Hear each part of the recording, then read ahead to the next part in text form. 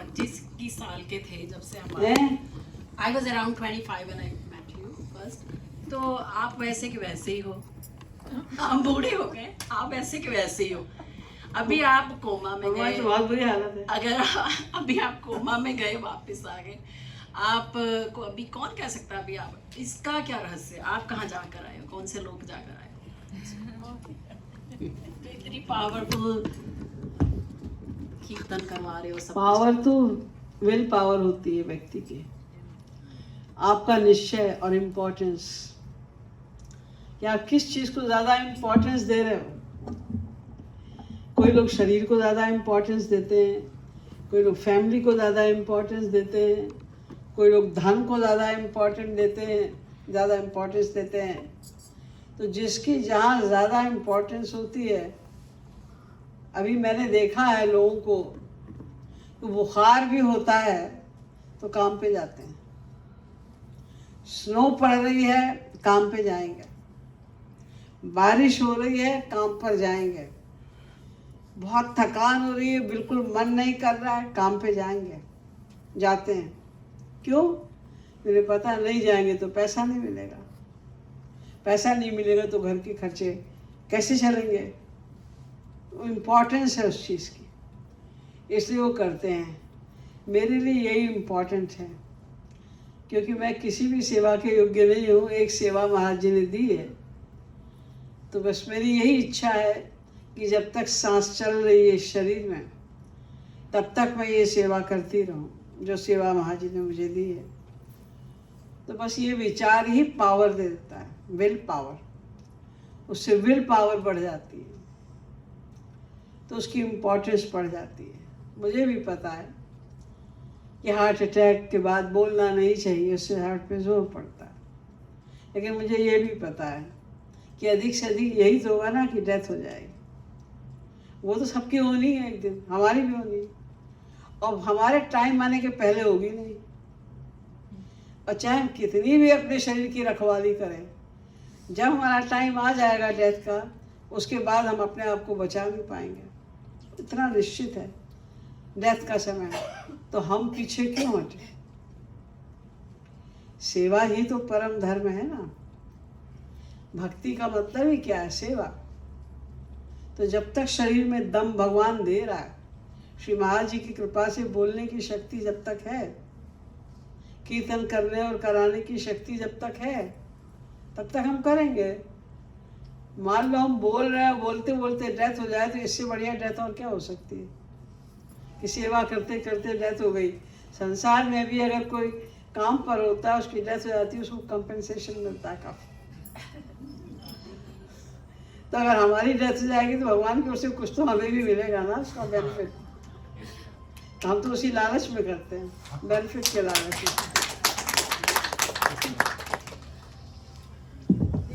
Related question, दीदी आपको कभी ऐसे ग्लिम्सेस या आपको पता चल जाता है कि फ्यूचर में क्या, लाइक आप सीधा गोलोक जाओगे या फिर आप वापस से कोई शरीर धारण करके वापस से हमारे लिए महाराज जी आपको भेज देंगे, ताकि हम महाराज से पूछो, हमें क्या पता क्या करेंगे। हमें नहीं पता हमें कहाँ जाना है, क्योंकि मैं भगवत प्राप्त संत तो हूँ नहीं। मैं चैलेंज के साथ कह दूँ कि मैं गोलोक ही जाऊंगी, और कहाँ जाना है, कौन सा शरीर मिलना है। हाँ, ये बात तो पक्की है, 100% श्योर है अभी तक जो स्थिति है कि मनुष्य शरीर तो मिलेगा और अच्छी जगह जन्म मिलेगा, क्योंकि ये जन्म अच्छा है। दीदी तो महाराज जी के हर लाइक जो सत्संगी है जो सीरियसली ट्राई करता है रूप ध्यान करने का और चल रहा है, टाइम दे पा रहा है, तो ऐसे हर सत्संगी को फ्यूचर में मानव देह मिलेगा ही। हाँ, जीवन के लास्ट मोमेंट तक इस मार्ग पे चल रहे हो सिंसियरली, तो ये 100% श्योर है कि मानव देह मिलेगा और अच्छे परिवार में जन्म मिलेगा। धार्मिक उतना सवाल नहीं है, आपके साथ जब जनवरी में जब आप बहुत बीमार पड़ गए थे एंड बहुत लोग कहते हैं आउट ऑफ बॉडी एक्सपीरियंस के बारे में, and I wanted to ask you in general, maybe not so much in public, उस समय आपको like did you feel anything different और did you have any visions जब आप आईसीयू में थे, बहुत बीमार जब थे, मतलब बहुत ही सीरियस थे? एक्चुअली जब मैं बहुत बीमार थी और जो सबसे ज़्यादा कष्ट का समय था, जिसे देखकर औरों को भी तकलीफ हो रही थी, उस समय मैं होश में ही नहीं थी। मुझे कुछ पता नहीं कि कब कष्ट आया और कब चला गया, क्योंकि जब वो कष्ट कम हो गया, ऑलमोस्ट चला गया, उसके बाद मैं होश में आई। तो मैंने देखा है कि बहुत बड़े हॉल में मैं लेटी हुई हूँ। तो मैंने पूछा लीसा से कि ये क्या है, कहाँ है। मैं समझी कोई रिट्रीट खत्म हुई, सब तो चले गए, मैं क्यों बैठी हूँ। लेकिन कहाँ है, तो कहा नहीं हॉस्पिटल है। तो मुझे, क्योंकि उसके पहले मैं मनगढ़ में भी बीमार पड़ी थी और दीदी लोग आए थे हमारे कमरे में और वो लोग, उन्होंने मुझे हॉस्पिटल भेजा था। तो मैं समझी वो वही वाला ये वो घटना है। तो मैंने कहा कि अच्छा तो दीदी लोग आए थे? तो मैंने कहा नहीं, दीदी लोग नहीं आए थे। हमने कहा नहीं, श्यामा कृष्णा तो आए थे। बोलते नहीं, वो तो इंडिया में है। तब मुझे ध्यान आया, वो मैं तो कनाडा में हूँ। तो महाराज जी की ये बहुत बड़ी कृपा है। इसी को कहते हैं योगक्षेम वहन करना, कि जो कुछ भी हमारे प्रारब्ध में था कष्ट, वो सब हुआ, वो बीता हमारे शरीर पर और सबको दिख रहा था कि वो बहुत शरीर में कष्ट है। लेकिन महाराज जी ने योगक्षेम वहन किया, यानी उन्होंने उस कष्ट को मुझे मूर्छित करके समाप्त कर दिया। क्योंकि जब मैं मूर्छा में थी, मैं कॉन्शियस नहीं थी, तो मुझे पता ही नहीं शरीर में क्या हो रहा है। उन्होंने, मुझे यहाँ तक याद है कि उन्होंने मुझसे पूछा था कि आपको वेंटिलेटर पे हम रखने जा रहे हैं, दैट्स ऑलराइट। तो मैं समझे कि मुंह में कुछ लगा देंगे, नाक में, ऐसा कुछ यही होता होगा वेंटिलेटर पे रखने का मतलब। तो मैंने कह दिया हाँ, जो करना है करो। मुझे नहीं मालूम था अंदर पाइप डालेंगे और तकलीफ उससे। वो इधर भी वो जो पाइप डाला था उसका अभी तक पूरा प्रभाव नहीं गया है, अभी भी है उसका प्रभाव। लेकिन मुझे पता ही नहीं कब डाला और कब निकाला, कुछ भी मुझे आइडिया नहीं है उसका, बिल्कुल भी आइडिया नहीं है। तो वो कष्ट का समय तो यूं ही बीत गया, मुझे तो कुछ पता ही नहीं ये क्या हुआ क्या नहीं हुआ। और इस बार भी जब हार्ट अटैक पड़ा तो मुझे तो बस थोड़ा सा भारीपन सा यहाँ पर महसूस हो रहा था। तो जब उसने बताया कि हार्ट अटैक, आपको तुरंत चलना पड़ेगा, तो मैं उसका मुंह देख रहा, हार्ट अटैक में तो लोगों को बड़ी तकलीफ होती है, तड़पते हैं लोग, परेशान होते हैं, हमें तो कुछ नहीं हो रहा है, तो होश में हो अच्छे से, कोई भी परेशानी नहीं, जरा भी कहीं दर्द नहीं हो रहा है। और रास्ते भर पूछता है कि आपको कहीं दर्द हो रहा है, और फीलिंग नॉसिया, अब जी घबरा रहा है, आपको चक्कर आ रहा है, ये हो रहा है, कुछ नहीं हो रहा था। मैं तो उससे कहती नहीं मुझे कुछ नहीं हो रहा है। फिर वहाँ पर भी गए, उन्होंने टेस्ट लिया और उसके बाद उन्होंने बताया 2 स्टेंट्स पड़ेंगे। मुझे तो पता ही था स्टेंट क्या वाला है। उन्होंने कहा 2 स्टेंट डालने में, उन्होंने कहा ठीक है, हमें पता क्या डालेंगे, जो भी होगा होगा, हमें क्या करना है। मैंने कहा ठीक है।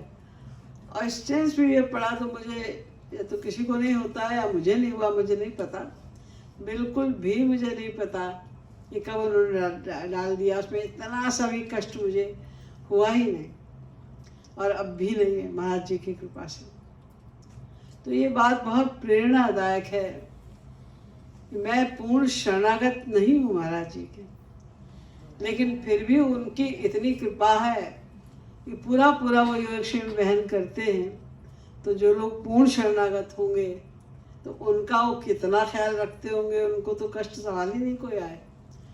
और जो भी उनकी शरण में है, मुझे तो इससे यही प्रतीत होता है कि जो भी महाराज जी की शरण में, बस विश्वास रखो कि महाराज जी हमारे साथ हैं, तो हमारे प्रति जो भी होगा, कुछ भी होगा, तो हमारे कल्याण का होगा। जिसमें हमारा कल्याण नहीं वो हमारे साथ हो ही नहीं सकता। जो गुरु की शरण में है उसका कुछ भी, कोई उसके पास प्रॉब्लम नहीं आ सकती। कोई प्रॉब्लम अगर आ गई तो प्रॉब्लम की प्रॉब्लम आ जाएगी, लेकिन आपके ऊपर कोई प्रॉब्लम नहीं आएगी। ये विश्वास रखिए बस। ये जो छोटी छोटी बातों के लिए हम टालते रहते हैं। सत्संग में जब आना होता है, रिट्रीट वगैरह होती, कितना लाभ होता है अपनों का। रिट्रीट में 2.5 दिन तक लगातार एक ही एटमॉस्फेयर मिलना और भगवत विषय ही सुनना, कितनी कमाई हो जाती है आप सोच नहीं सकते। लेकिन हर साल ये होता है, हर बार ये होता है।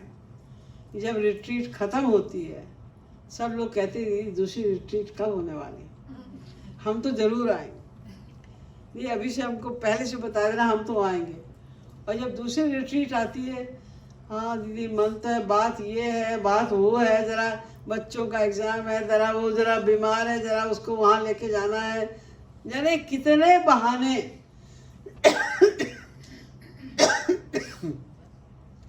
इतने बहाने बनाने की इतनी तेज बुद्धि हो जाती है उस टाइम कि ऐसा बहाना बताओ कि बिल्कुल कन्विंस हो जाए दीदी कि हाँ भाई बात तो बिल्कुल जेन्युइन है, ठीक है, अच्छा भाई मत आओ तुम, कोई बात नहीं, ठीक है, हम कह भी देंगे कि मत आओ। मैं किसी किसी का देख लेती हूँ कि वो तो नहीं उसको आना, तो मैं दोबारा कहती ही नहीं उससे मत आओ। तो नुकसान मेरा तो नहीं होता, नुकसान तो आप लोग का ही होता है।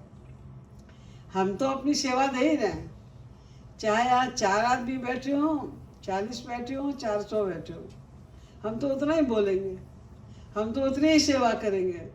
अब जिसको लेना है लाभ लो, नहीं लेना है घर में बैठो आराम से सो, बढ़िया बिस्तर घर में मिलता है, बढ़िया खाना मिलता है, जब मन में आए सो, जब मन में आए जागो,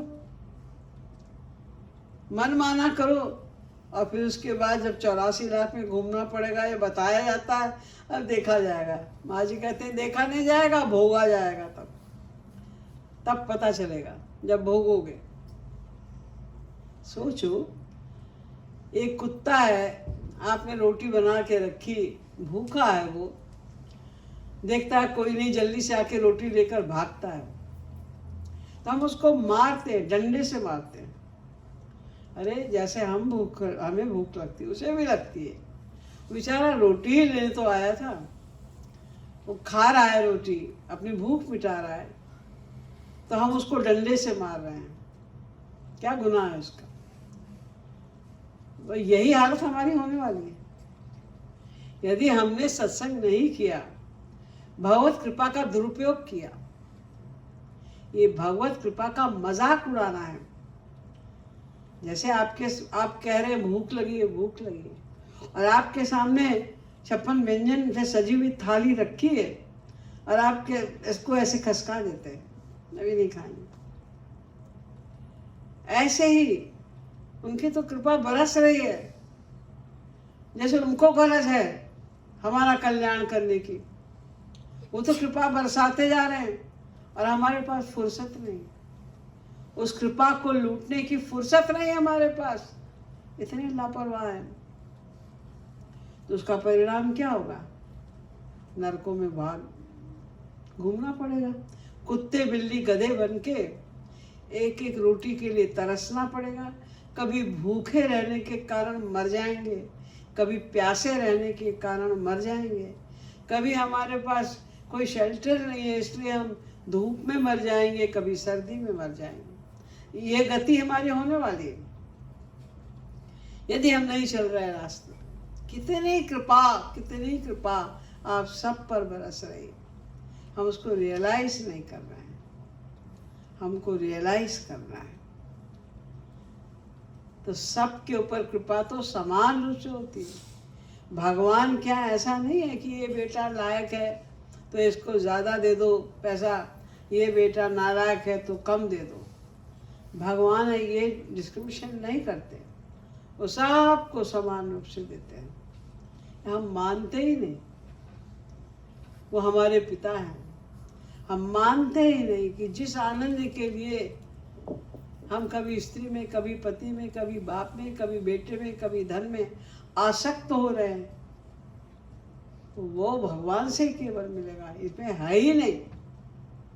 ये बात ही नहीं हमारे माइंड में घुस पा रही है। उनके लिए हमारे पास बहुत टाइम है जिनसे कुछ नहीं मिल रहा है दुख के अलावा।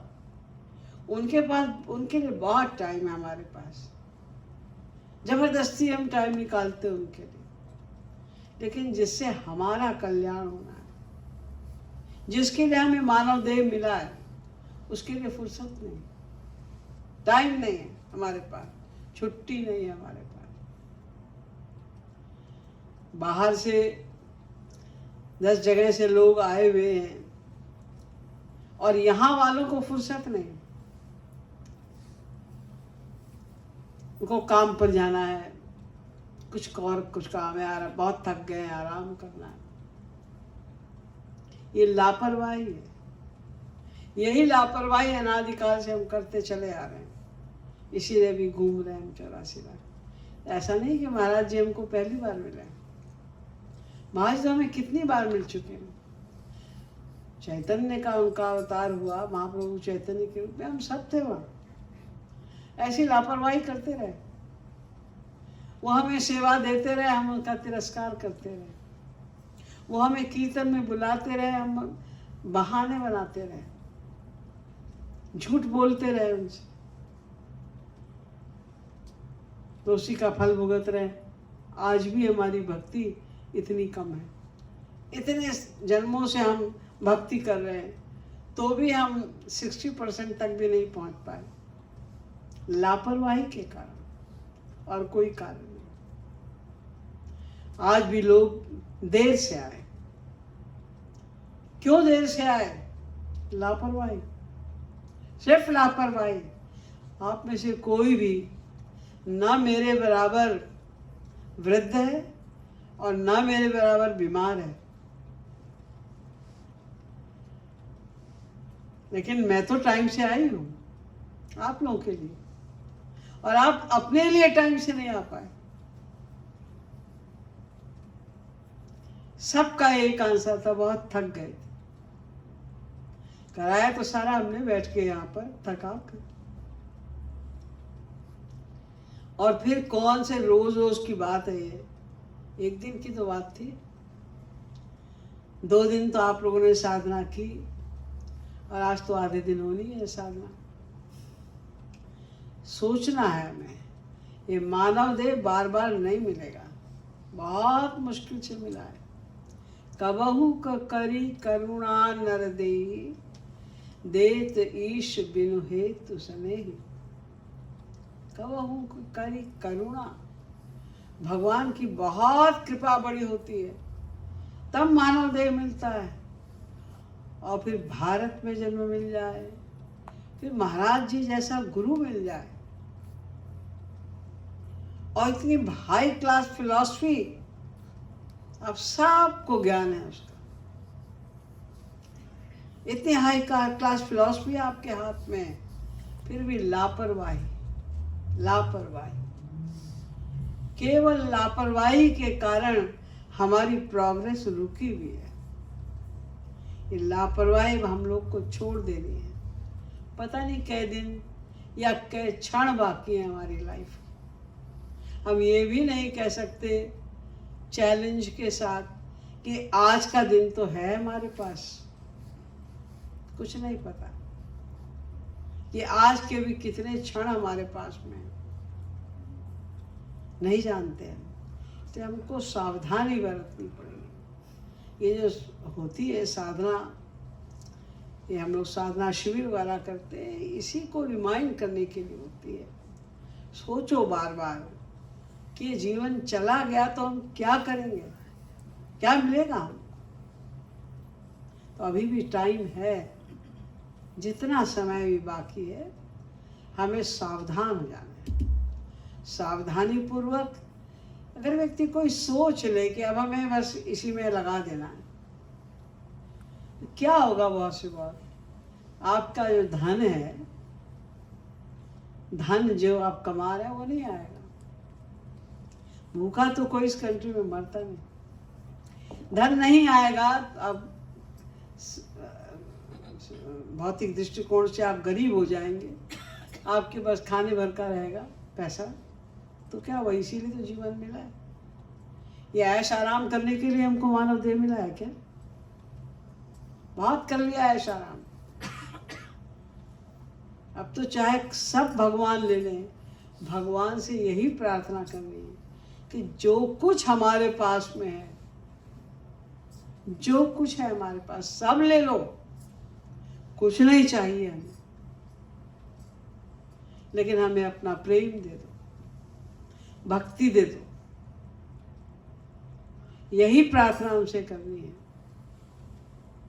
श्री महाराज जी बार बार कहते हैं कि संसार चला जाना ये दुर्भाग्य नहीं है, ये तो बहुत बड़ी कृपा है भगवान की, तभी तो वैराग्य होता है। हमें उसका दुख नहीं करना चाहिए कि संसार छूट रहा है। ये सुख की बात है, ये आनंद की बात है कि हमारे ऊपर भगवान की कृपा हो रही है, जो हमारा संसार छूटता जा रहा है। यूँ तो हम छोड़ते नहीं, तो जब जूते चप्पल लगते हैं संसार के, तब छूटता है संसार। तो किसी बहाने भी छूटे, जब संसार छूटेगा तभी तो ईश्वर की ओर हम चलेंगे। इसलिए एक एक क्षण हम लोग को यूटिलाइज करना है। अपने अपने घर जाके हम लोग को यही सोचना है, ये सोचिए कि कम से कम 2 घंटा तो रोज अपने उपासना के लिए, साधना के लिए निकालना ही है, और फिर उसी प्रैक्टिस को सारे दिन यूज़ करना है। फील करना है कि हरि या गुरु की प्रेजेंस को, वो हमारे साथ में है।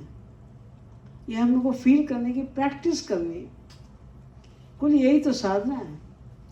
2 घंटे आप बैठ के रूप ध्यान की प्रैक्टिस कीजिए, और फिर सारे दिन कुछ भी कर रहे हैं, सब काम करने हैं, काम पे जाना है, खाना बनाना है, घर की सफाई करनी है, सब काम करो, लेकिन उनको मन में रख कर उनकी प्रेजेंस को फील करते हुए कि वो हैं। बस यही मेन साधना है, यही हमें करना है, और इसका अभ्यास हमें करना होगा। तभी यहाँ पर आकर साधना शिविर करने का वास्तविक लाभ प्राप्त होगा।